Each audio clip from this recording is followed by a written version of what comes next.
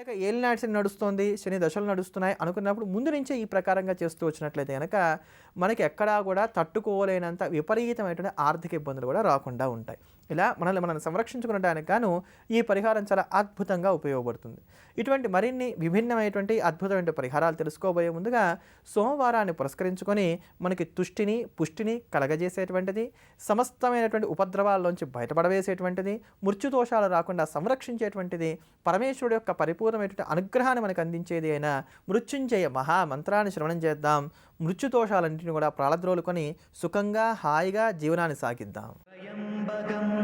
యజామహే సుగంధిం పుష్టివర్ధనం ఉర్వారుకమివ బంధనాత్ మృత్యోర్ముక్షీయమామృతాత్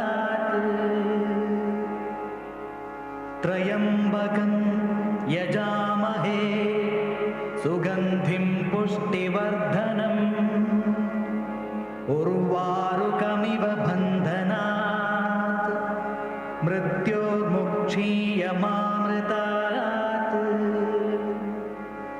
త్రయంబకం యజామహే సుగంధిం పుష్టివర్ధనం ఉర్వారుకమివ బంధనాత్ మృత్యోర్ముక్షీయమామృతాత్ త్రయంబకం యజామహే సుగంధిం పుష్టివర్ధనం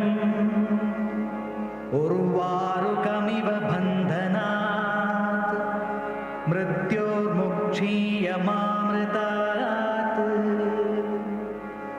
త్రయంబకం యజామహే సుగంధిం పుష్టివర్ధనం ఉర్వారుకమివ బంధనాత్ మృత్యోర్ముక్షీయమామృతాత్ త్రయంబకం యజామహే సుగంధిం పుష్టివర్ధనం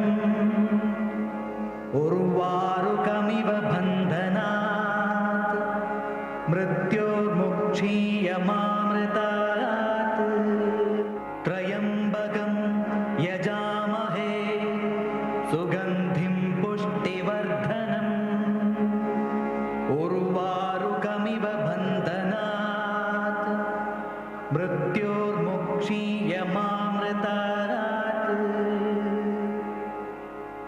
త్రయంబకం యజామహే సుగంధిం పుష్టివర్ధనం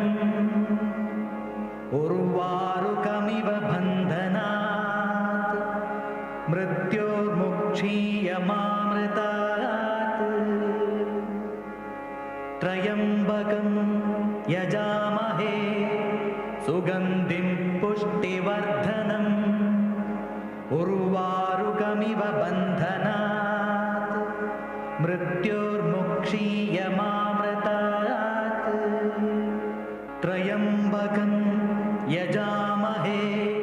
మనం ప్రతిరోజు కూడా హనుమాన్ చాలీసాకు ఉన్నటువంటి విశిష్టతను గురించి తెలుసుకుంటున్నాం కదా. అందున ప్రత్యేకించి ఇందులో ఉండేటువంటి ఏ ఏ శ్లోకాలను పారాయణ చేసినట్లయితే ఎటువంటి ఫలితాలు కలుగుతాయో మనం ప్రతిరోజు తెలుసుకుంటున్నాం. ఆ క్రమంలో ఈ రోజున ఏదైతే పిల్లలకి పెద్దవాళ్ళకి మధ్యలో మనస్పర్ధలు వస్తున్నాయో ఈ స్పర్ధలన్నీ కూడా పోగొట్టుకొని ఐకమత్యంగా జీవనం సాగించుకునడానికి గాను ఉపకరించేటువంటి 12వ శ్లోకానికి ఉండేటువంటి వైశిష్ట్యాన్ని గురించి తెలుసుకుందాం. ముఖ్యంగా ఈ రోజుల్లో పిల్లలకి పెద్దవాళ్ళకి మధ్యలో విపరీతమైనటువంటి భావోద్వేగాలు పెరుగుతున్నాయి, మానసిక స్పర్ధలు ఎక్కువగా వస్తున్నాయి. పెద్దవాళ్ళు ఏది చెప్తే దాన్ని కాదనడం అనేది పిల్లలు తరచుగా చేస్తున్నారని మాత్రమే చెప్పుకోవచ్చు. ఎంఎస్ చేస్తామని వీరంటారు, కాదనంటారు వారు. ఆర్థిక ఇబ్బందుల కారణం కావచ్చు, ఇతరత్ర కారణాలు కావచ్చు కాక తల్లిదండ్రులకేమో ఎంఎస్ చేయడం ఇష్టం ఉండదు, పిల్లలకేమో ఎంఎస్ఏ చేయాలి. కాదు నువ్వు ఈ కాలేజీలో చదువుకొని పెద్దవాళ్ళు చెప్తే లేదు నేను ఇందులోనే చదువుకుంటాను. సరే నువ్వు ఉద్యోగానికి వచ్చావుగా ఇలా దాచుకో ఇలా ఉండని చెప్తే నాకెవరు సలహాలు ఇవ్వక్కర్లేదు మాకు అన్నీ తెలుసని అంటారు వీళ్ళు. ఇలా ప్రతి విషయంలోనూ పెద్దవాళ్ళు చెప్పినటువంటి దాన్ని పిల్లలు విభేదించడం అనేది సర్వసాధారణంగా జరుగుతోంది. దీనివలన వీళ్ళిద్దరి మధ్యలో వచ్చేటువంటి స్పర్ధలు చిలికి చిలికి గాలివానగా మారి సరే కానీ ఎవరి దారిన వాళ్ళు ఉందామని చెప్పని సంబంధాలన్నీ కూడా నామమాత్రంగా చేసుకునే స్థితికి స్థాయికి దిగజారిపోతున్నాయి. ఇటువంటి ఈ దోషాన్ని తగ్గించుకోవడానికి గాను మనకి భవ్యంగా ఉపకరించేటువంటి శ్లోకమే హనుమాన్ చాలీసాలో ఉండేటువంటి 12వ శ్లోకం. ఈ శ్లోకాన్ని తల్లిదండ్రులు ఎవరైనప్పటికీ కూడా రోజుకి 100 సార్లు చొప్పున కనుక పారాయణ చేస్తూ వచ్చినట్లయితే పిల్లలతో వీరికి ఏర్పడుతున్నటువంటి స్పర్ధలు ఏవైతే ఉన్నాయో ఇవన్నీ కూడా ససేమిరా చక్కగా తొలగిపోతాయని చెప్పుకోవచ్చు. ఆ 12వ శ్లోకమే रघुपति की बहुत बड़ाई, कहा भरत सम तुम प्रिय भाई. जय हनुमान जय हनुमान जय हनुमान जय हनुमान जय हनुमान जय हनुमान. రామచంద్రమూర్తిని పొగుడుతూ, ఓ ఆంజనేయ, ఓ సోదరా, నీవు నాకు సాక్షాత్తు భరతుడితో సమానం అని చెప్పి నేను ఆలింగనం చేసుకున్నాడు కదా, అలా ఏ సంబంధము లేనటువంటి మీ ఇద్దరే సఖ్యతగా ఎలా అయితే మెలగలిగారో అలా మేము మా సంతానం కూడా తిరిగి కలుసుకోవాలి, మాలో ఎటువంటి స్పర్ధలు కూడా ఏర్పడకూడదు, మేము ఐకమత్యంగా జీవించాలి అనేటువంటి భావన చేస్తూ ఈ యొక్క శ్లోకాంతో స్వామివారికి నమస్కారం చేసుకొని రోజు కూడా 100 సార్లు చొప్పున ఈ 12వ శ్లోకాన్ని పారాయణ చేస్తూ వచ్చినట్లయితే స్పర్ధలన్నీ కూడా తొలగిపోయి చక్కటి ఐకమత్యాన్ని పొందగలుగుతాం. ఇటువంటి మరిన్ని అద్భుతమైనటువంటి పరిహారాలు తెలుసుకోబోయే ముందుగా మంగళవారాన్ని పురస్కరించుకొని రామాయణం అంతట్లోకి కూడా పరమ పావనమైనటువంటిది, పరమ శక్తి సంపన్నమైనటువంటిది, సీతారాములు ఇరువురికి కూడా స్వాంతన చేకూర్చి ఒకరి జాడను ఒకరికి తెలియజేసినటువంటి వృత్తాంతమంతా కూడా కలిగి ఆంజనేయ స్వామి వారి యొక్క లీలా విలాస సంభరితమైనటువంటి సుందరకాండ ఏదైతే ఉందో దాన్ని శ్రవణం చేద్దాం.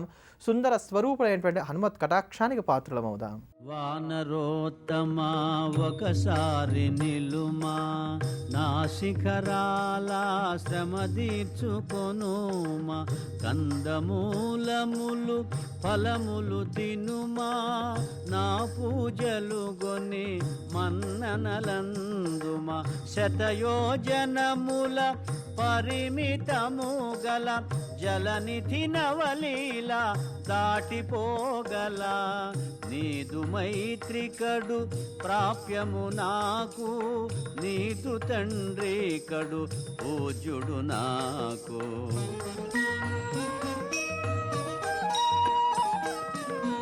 పర్వతోత్తముని కరమున నిమిరి పవనతనయుడు పలికెను ప్రీతిని, ఓ గిరీంద్రమా సంతసించితిని, నీ సత్కారము ప్రీతినందితిని, రామకార్యమై ఏగుచుంటిని, సాధించు వరకు ఆగనంటిని, నే పోవలే క్షణమెంతో విలువలే, నీ దీవెనలే నాకు బలములే.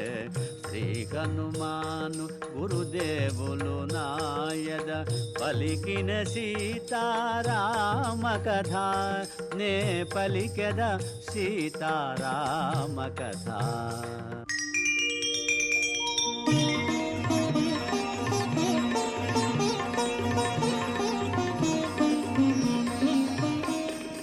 అనాయాసముగా అంబరవీధిని పయనము చేసెడు పవన కుమారుని, ఇంద్రాదులు మహర్షులు సిద్ధులు పులకాంకితులై ప్రస్తుతించిరి, రామకార్యమతి సాహసమ్మని, రాక్షస బలమతి భయంకరమని, కపివరుడెంతటి ఘనతరుడోయని పరిశీలనగా పంపిరి సురసను.